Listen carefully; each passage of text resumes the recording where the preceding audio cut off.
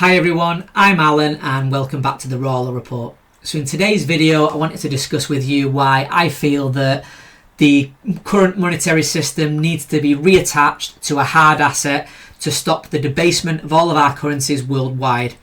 Back in the day this was done through the gold standard, however in 1971 is when that gold window was ended, and as a result life hasn't been the same for us since. There's been all sorts of crazy consequences, most of which I want to go through today to give you an idea of all the things that have taken place since 1971 that have hurt you and me. But I feel that there is the capacity to go back to either a gold, a silver, who knows, maybe even an oil standard. But ultimately, the argument is that we need to go back to sound money, and that is tying currencies to an actual hard asset so our governments worldwide can't just print as much as they want and destroy our purchasing power. So I think we'll start with some charts just to show you exactly what changed when that gold window ended, the gold standard ended in 1971. So if we take a look at this first chart, so this is productivity and the average real earnings, and this chart goes back to 1945. Now as you can see, the two are going up together and they were very much entwined. Now the change point is 1971. So whilst businesses continue to go up in their productivity, that was not passed on to the average worker. As a result, their wage either stagnated or went sideways. And as we all know, if your wage is stagnant in an inflationary environment, you are losing purchasing power. You're the one who loses out. So this is just the first chart that I wanted to show you, and just how much that chart, the discrepancy keeps growing, which is massive. If you look at the gulf and the gap, the alligator jaws there, it keeps growing. It's going to get worse over time. The second one, as we can see in this chart, that covers from 1861 to 2020, for the best part of 100 years, yes, 100 years, that massive sideways channel, the price of oil was under $10. Under $10. And then if we look, there was a massive spike. Can you guess the year that there was a massive spike? Just after 1971, when we changed the gold standard. So as a result, they could print all this new fresh money, and the price of oil spiked. Now we know oil currently around $60+ or maybe the 70 region's a bit more normal for us, but it's in the past it's been as high as over $100, you know, as you can see in this chart, and it doesn't look like it's going to drop back down anytime soon. If anything, I think that's going to go north as they debase more and more currency, and as we lose more purchasing power. What does that do for our lives? Given that oil is in thousands of products, we use it in our cars, it means life is going to get more expensive if it continues to go up, and I believe it will. So this is just another example of how when we lost that gold standard and an attachment to real world assets, they were able to absolutely punish us, and the scale of the punishment is in the charts, guys. It's always there for us. So let's take a look at the next one. $1 in 1635 adjusted for inflation. Now again, if we look going back from 1635, there was this massive sideward trend where we were locked in, and it fluctuates ever so slightly, but it's pretty consistent. So your dollar, your purchasing power, stayed very constant for hundreds of years. As you can see, roughly when was that spike? It kicks in the early 70s and it goes absolutely parabolic. So, you know, in this chart it ends at $40. It's way more than that now. That chart just keeps going north, north and north. You're losing so much purchasing power, guys, and it's hard to keep up. It's, in fact, I'd say in many cases it's almost near impossible to keep up. You can only try and limit yourself and shield yourself by buying real world assets, but even that isn't enough. You know, we need a genuine fix. So I'll show you the next chart. So this is income growth from 1917 to 2012. Now, as you can see, the blue line represents the bottom 90% of society. The red line, is the top 1%. And as you can see, for the longest of time, poor people's lives were getting better and it was going up. The chart was going up and in the right direction. People were feeling better. They were getting more money in their pocket. What does that yellow arrow point to? It is when the gold window ended. And if you look, that's when the bottom poor people, their lives stagnated and essentially then started to go down. Whereas the top 1%, theirs went up astronomically. Now, there's a caveat here. because people, and this is one of my pet hates, you'll find I tend to stick up for millionaires or rich people a lot, because a lot of this isn't their fault, right? It's bankers' fault. Central bankers are responsible for this, not your average rich guy. So if you just owned assets during this period, whether it be a house, my house has gone up astronomically, and that's out of my control. So if you were a millionaire and you bought several assets, your wealth has gone up astronomically. You didn't do anything for that. It's just part of this process. It's part of a very corrupt system that sits over the top of us, this regime, if you will, of central bankers that are able to destroy our lives in such a way. But essentially, there was this massive transfer of wealth from the bottom earners to the top earners. And that's what that chart shows. And you know, some of these charts, you can look at them, but you can't deny the evidence that you see, and you'd be silly to try and argue against it. Let's go to the next one. So in this one, this is probably one of the most important charts, I think, and it's probably one of the most not really talked about charts. So this is the dual income of working couples. So if we take a look at the red line at the bottom there, with women only working, it went from 2% to 7%. But if you look with only men working, the standard's gone down, which means men and women together separately, haven't been able to support a household, and their wealth has been dwindling. And if you look, even with both spouses working, so women were put into the workforce not to free them up. If you look into it, central bankers were financed the feminist movement to get them out there working, because the economy was about to collapse because they were devaluing the wage so much. So we were getting to the stage where one man couldn't support his family and his kids because they devalued the currency so much. So they needed to keep and extend the game. And the way that they extended the game, they financed the feminist movement. Women all of a sudden then wanted to go out to work, and then it created a little new fresh air, because then now two people were working. All of a sudden, you've now got a more leg room to debase the currency. And even that's running out of runway. So two people together, a nice couple with a child trying to buy a house, it's a real struggle in today's day and age. It's been pushed out of reach for most people, and everybody feels it. And we can see that in the charts. You know, the life is becoming more and more difficult as each day goes on, as each generation goes on. And there's only one way to end it, and that is with some type of standard. It's going to have to come in sooner or later, whether we like it or not. The question is when and which one it's back to. So I'll show you the next chart. Now this is a good one. So this is the price of a Campbell's tin of soup, the unit price. Now if you look, this chart goes from 1898 and it goes to January 2023.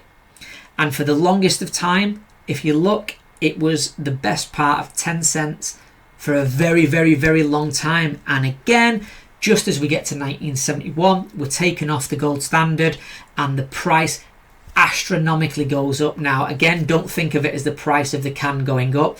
Think of it as the dollars in your hand, or the pounds, or the rubles, or whatever currency you're using. Think of it as those notes, they're losing power. They're losing power because it's being inflated away by a corrupt central government, often supported in line with corrupt politicians, but ultimately it's central banking. And as a result, we see it as a nominal price going up, but in reality it's our spending and our purchasing price going down. We can afford less and less and less. Now I'm going to move on to the next chart. And this is also one of the most important ones because it affects us. This is the roof over our head. Everybody's dream. You want to find a good partner. You want to buy a home for yourselves, your kids, and you want to be able to flourish. Now, as you can see in this chart here, this points out how many years it takes for you to save up to get yourself on that ladder. So back in the 1950s, it was 2.3 years of your life to save, and then you could get home. And as you can see, from the 70s, it was round about the same, 2.3, 2.6, 2.4, and then it jumps up, and it's not come back down since. So we're talking now, I mean, the last one is 2020, but it's actually, I think, worse than that. It's probably nearer 8 times now. So for most people, that's unachievable. What that does, it sets in with depression. If your rent's high or you feel like you can't build a deposit to buy a home, that then has massive problems in terms of seeing a future for yourself. how do you paint a pretty picture about the future, or a future for you and your wife and your children, if you can't envision it?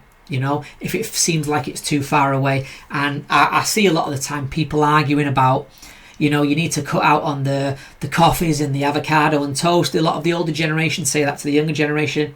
Guys, it's a completely different game.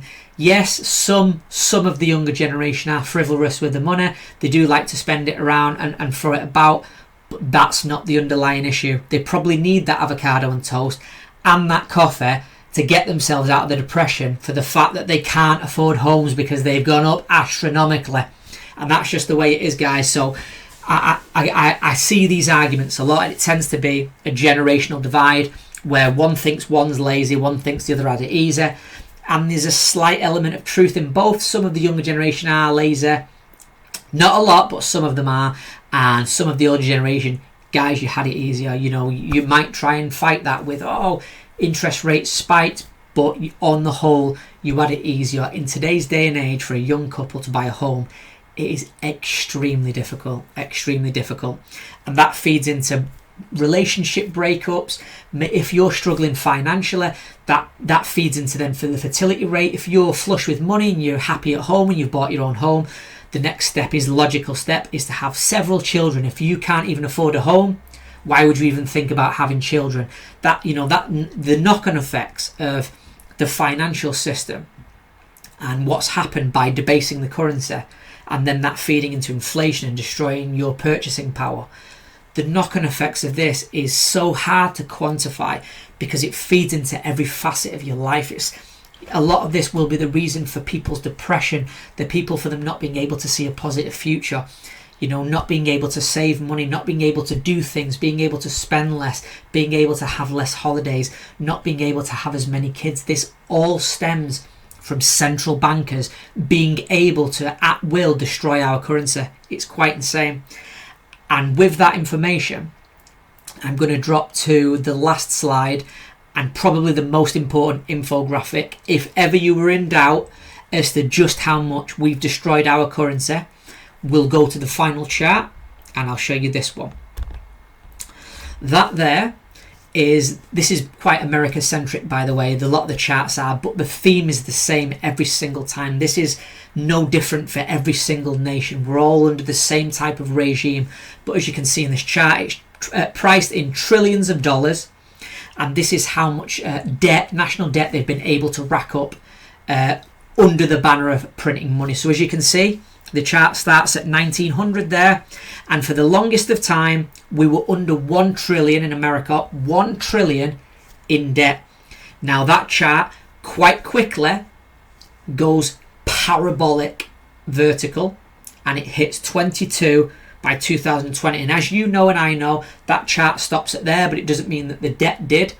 That just continues to go up and up. Now, anybody who knows charts, I love charts. I'm into the stock market. I'm into stocks and shares and investing in things.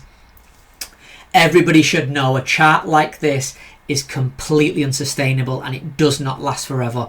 Not only that, a currency can only be inflated to a certain point, and then it breaks into hyperinflation.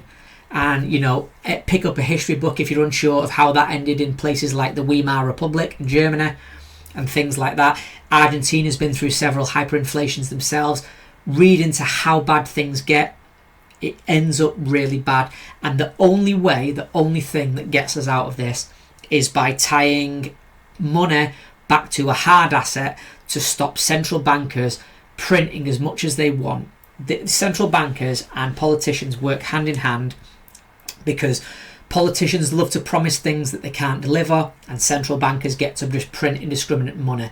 And if you tie them two together, what happens is politicians will promise you all the free things in the world and pretend that they don't come at a cost, but the problem is that they do. So they happily tie in together. They print astronomical sums of money. Our government spend like they're drunken sailors, and as a result, what appears to be a really good process actually hurts us in the long run, because it causes the massive debt spike, it causes astronomical inflation, it creates anomalies in places that there shouldn't be anomalies, and it can destroy families, it can destroy relationships, it can destroy your mental health. So in this video, I just really wanted to point that out. I love charts, so I love going through information like this, guys. But yeah, I think now's the time that that's going to happen, that we're going to be tied to an asset. And I think the interesting part is I don't think it's the West that's going to decide this. I think this might be China or Eurasia or, you know, Russia, that neck of the woods. I think they'll probably look to dethrone the West at some point, and that's probably the best way to do it. That would really damage the West, given that we've taken on so much debt in comparison with a lot of these other nations. And yeah, so we're in very interesting times, guys. I do hope that you appreciate this video and the time that I put in. If you do, like, share and subscribe. If you can, stick a comment, let me know what you thought of the video. I had fun making it, and I will see you in the next video, guys. Thank you for watching.